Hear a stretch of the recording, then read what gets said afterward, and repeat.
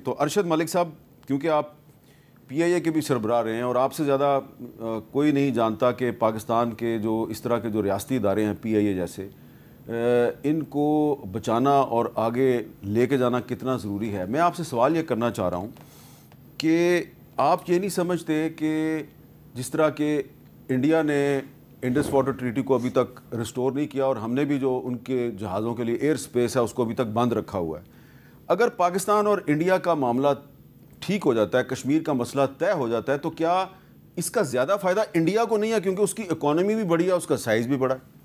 इसमें तो कोई दो राय है ही नहीं कि जितना फ़ायदा इसमें हिंदुस्तान को होगा उतना शायद हमें ना हो। लेकिन हामिद भाई, एक हिंदुत्व सोच जो है, जो एक फाशिस्ट सोच है, जो एक नज़रियाती इख्तलाफ है, जो इंसानियत की, सॉरी फॉर द वर्ड, जो इंसानियत को ये जलील करते हैं, सॉरी फॉर द वर्ड, वो फाशिस्ट सोच कैसे ख़त्म होगी? आपने डॉक्टर ग्रेगरी हैं, उनकी एक बहुत इम्पॉर्टेंट वॉच है।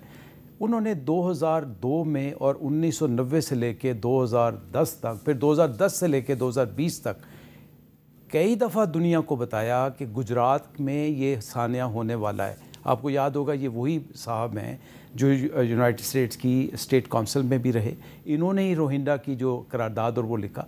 उन्होंने दुनिया को वार्न कर दिया था कि ये जो जेनोसाइड जिस तरफ ये बीजेपी और जो ये सोच जा रही है उसका मुदावा कर लें। लेकिन आपने देखा कि आसाम में हमारे साथ क्या, मुसलमानों के साथ क्या हुआ।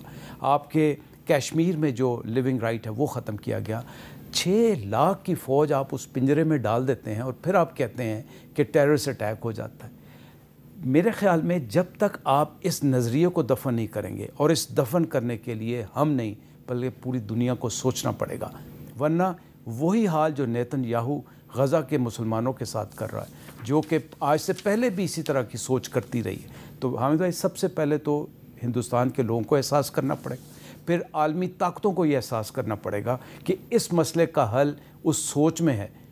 मुल्क आपस में फिर भी चले जाते हैं, इकोनॉमिक रिवाइवल भी हो जाते हैं, तो इसमें कोई दो राय नहीं कि इसका फ़ायदा सबसे ज़्यादा किसको होगा। अच्छा, लेकिन अब हम कैसे, जिस सोच का आप जिक्र कर रहे हैं, उस सोच में जो अखंड भारत है वो बड़ा अहम है।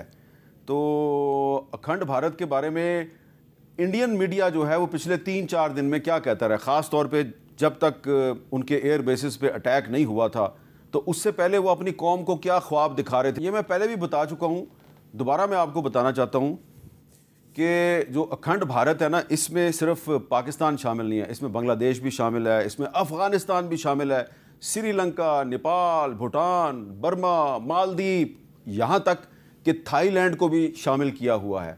और इस वक्त जो मोदी साहब हैं ये ख़ुद भी इसकी सपोर्ट कर चुके हैं, और उनकी हुकूमत के एक सिटिंग मिनिस्टर हैं, उनका नाम है जी प्रहलाद जोशी।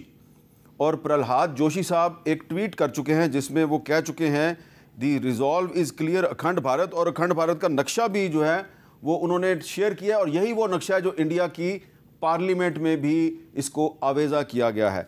तो एजाज़ चौधरी साहब, मेरा आपसे सवाल ये है कि हम सब चाहते हैं कि पाकिस्तान और भारत के नतीजा खेज़ मुज़ाकरात हों, हमारे सब आपस में मसले हल हो जाएं, इस खित्ते में अमन हो जाए, लेकिन ये जब तक अखंड भारत का नक्शा इंडिया की पार्लियामेंट में लटका हुआ है और उनकी कैबिनेट के जो मिनिस्टर्स हैं वो ये कहते हैं जी कि ये हमारा रिजॉल्व है अखंड भारत, तो फिर हमारे उनसे मामलात कैसे तय होंगे? ये अखंड भारत का जो आइडिया है ये आरएसएस की एक किस्म की ईजाद है। इन्होंने 1944 में एक कॉन्फ्रेंस भी की थी इस पर, लेकिन गांधी साहब ने कहा था कि इसमें आप बर्मा को शामिल ना करें, वरना वो भी इसके राज़ी थे इसके ऊपर। और आपको मैं बताऊं कि आपने जहां सारे इलाके लिए तिब्बत भूल गए, वो तिब्बत भी शामिल करते हैं। जी, तिब्बत भी है। अगर चाहे जो जी हिंदुस्तान के अंदर जो पार्लियामेंट में लगा हुआ है वो अशोका का जो मौर्य डायनेस्टी के थे उसका है, जिसमें साउथ जो है सारा, यानी तमिलनाडु वगैरह शामिल नहीं है और नॉर्थ ईस्टर्न स्टेट्स भी नहीं हैं। वो उन्होंने अशोका की एम्पायर दिखाई है, लेकिन ये आरएसएस की फ़िलॉसफी में शामिल है। बीजेपी ने इसको हाफ हार्टेडली लिया था, उसकी वजह से एक कॉन्ट्रडिक्शन है इसके अंदर। एक तरफ तो ये कहते हैं कि हम सारा का सारा भारत बनाना चाहते हैं, हिंदुस्तान बनाना चाहते हैं, दूसरी तरफ ये हिंदू इंडिया बनाना चाहते हैं जी। गोया इतने मुसलमान और दूसरे लोग जो हैं उनको शुद्धि तहरीक के ज़रिए पहले हिंदू भी बनाएंगे, जो मुमकिन शायद ना हो सके। तो ये एक सियासी नारा तो बन गया, ये प्रैक्टिकल नहीं है, क्योंकि हिंदुस्तान कभी भी अखंड नहीं रहा। सिर्फ मुग़लों के दौर में थोड़ा सा हिस्सा इसका इकट्ठा हुआ और अंग्रेज़ों ने एक एडमिनिस्ट्रेटिव यूनिटी दी, लेकिन उसमें भी 566 ऐसी रियासतें थी, 562 जो बिल्कुल इंडिपेंडेंट थी। तो ये एक बिल्कुल मैं समझता हूँ कि एक इम्प्रैक्टिकल सा आइडिया है। अब मैं आता हूँ, आपने जो बात की कि इसकी मौजूदगी में क्या हिंदुस्तान के साथ बातचीत हो सकती है कि नहीं। देखिए, ये जो हिंदुस्तान के साथ जो हमारे में से बहुत सारे ऐसे लोग थे जो ये ख्वाहिश रखते थे पाकिस्तान में कि हम इनके साथ कोई अमन हो जाए, लेकिन अब इस वाक़े के बाद, जिसको अभी मैंने पढ़ा, वहाँ पे लिखा है कि मार्का हक, इस मार्का हक के बाद तो साफ जाहिर हो गया है कि इनके साथ अब हमारा सिर्फ पीसफुल को एग्जिस्टेंस, पुरअमन बकाए बाहमी तो हो सकता है, आगे मामला नहीं चल सकता जब तक ये अपनी सोच ना बदलें। और अभी भी जो टॉक्स प्रेसिडेंट ट्रंप कह रहे हैं, इन्होंने इंडिया को बड़ी मुश्किल में डाल दिया है, क्योंकि ये तो पार्टनर थे उनके अमेरिका के, और अगर ये उनकी बात नहीं मानते तब भी मुश्किल में होंगे। तो इसलिए इनको ये खट्टी गोली खा के ये आना पड़ेगा मेज़ पर।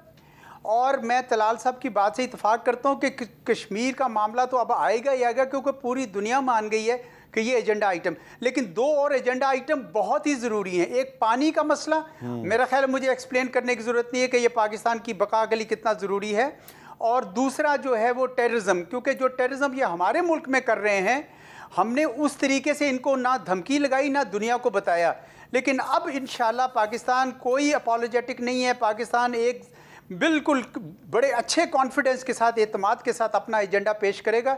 हमें तैयारी रखने के, ये थोड़ा लहतो लाल करेंगे, लेकिन इनको अल्टीमेटली मेज़ पे आना पड़ेगा। आपने राहुल गांधी की तकरीर सुनी होगी लोकसभा में, उसने कहा कि आपने तो पाकिस्तान और चीन को हम तो अलहदा रखना चाहते थे, आपने इकट्ठा खड़ा कर दिया है।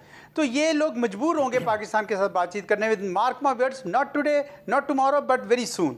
जी अच्छा जी, मैंने एक ब्रेक लेनी है। ब्रेक से पहले मैं ये अर्ज़ करना चाहते, जो इंडिया के एक रिपब्लिक टीवी चैनल के जो एंकर हैं अर्नब गोस्वामी साहब, वो मुसलसल 3-4 दिन से मुझे नाम ले लेके और जियो टीवी को टारगेट कर रहे हैं। वो कह रहे हैं जी ये चैनल ना देखें आप, क्योंकि ये झूठ बोल रहा है, और अपना जो झूठ है वो उसका जिक्र नहीं करते। और मुझे झूठा क्यों कह रहे हैं कि जनाब, मैंने ये साबित किया कि रावलपिंडी शहर जो है वो बिल्कुल सही सलामत है। इन्होंने दावा किया था वो तबाह हो गया है, रावलपिंडी शहर तबाह हो गया। तो मैंने रावलपिंडी शहर का चक्कर लगा के वीडियो बना के पोस्ट कर दी, दिखा दी, तो उस पर अब ये गाली गलोच पे उतर आए हैं।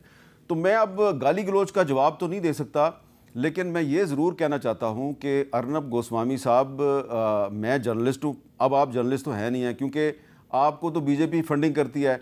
मेरे टीवी चैनल को तो कोई पाकिस्तान की पॉलिटिकल पार्टी जो है वो फंडिंग नहीं करती, बल्कि आप हमारा ट्रैक रिकॉर्ड देख लें, हम ज़्यादातर जो है वो ज़ेर ताब ही रहते हैं और मुश्किलात का शिकार रहते हैं। इसके बावजूद हम सच के साथ खड़े हैं, अपने मुल्क के साथ खड़े हैं।